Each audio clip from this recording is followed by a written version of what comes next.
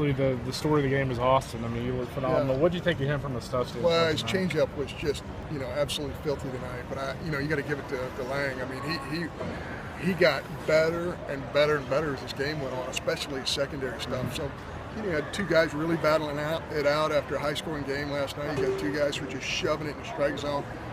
Really, if you look at the amount of walks and the amount of the three base runners, you're talking about two guys who really controlled the tempo of the game really well. And I also felt like, both pitchers really engaged their defensive, for the most part, pretty good defensively played game today also.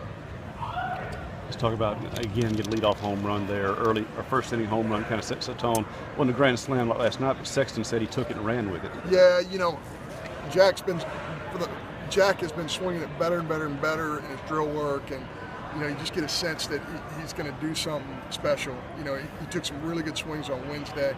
Thought he took good swings last night, and knew eventually something was going to pop for him.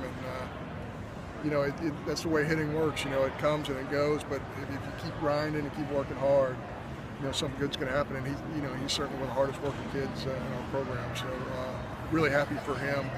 And again, 2 runs. The second run was huge in this ball game. We had a chance for that third run, and that really hurt. We had a run on third, 1 out. Shake Mangum again finding a way to get in scoring position for our ball club, and we just didn't get that done. I felt like if we had gotten that third run, it would have been monumental. But we didn't, and we still found a way to win the baseball game. I remember, my good friend Pat McMahon, when I had the pleasure of working with him for him at the University of Florida, he used to say all the time, you have to be able to win the 10-8 game, and you got to be able to win the 2-1 game, and that's what we've had in 2 days. I think that's a real credit to our ball club. John, you look at kind of points in the season. You lose a series to A&M last week. Did this tell you a lot about this team that they were able to come on the road and play at this level at LSU this weekend? Yeah, I don't know what it is about the road. For whatever reason, we play better on the road than we're playing at home right now. I don't know if it's a focus issue, if it's an us against the world issue, but our kids love being in this environment. Every environment in the SEC is big time, but I think it says a lot to come to LSU with the tradition that they have, and to come in here and compete the way our kids competed, and they really treated it like a business trip. I tell you what, Wednesday night we got in here, rolling here at 2:30 a.m. after playing a 14-inning ball game. We got some work done on Thursday, and then have played pretty darn well the last 2 days. Did you talk to the players about they hadn't won a series against LSU in such a long time?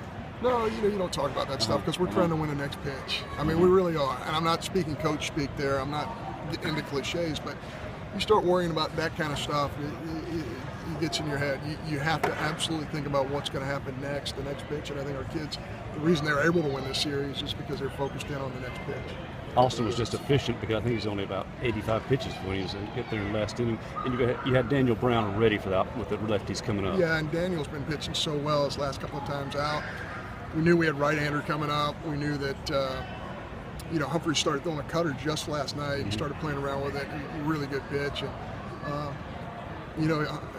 Reed's a very competitive kid. Came in and threw some fastballs in, got in on some hitters, and forced some contact.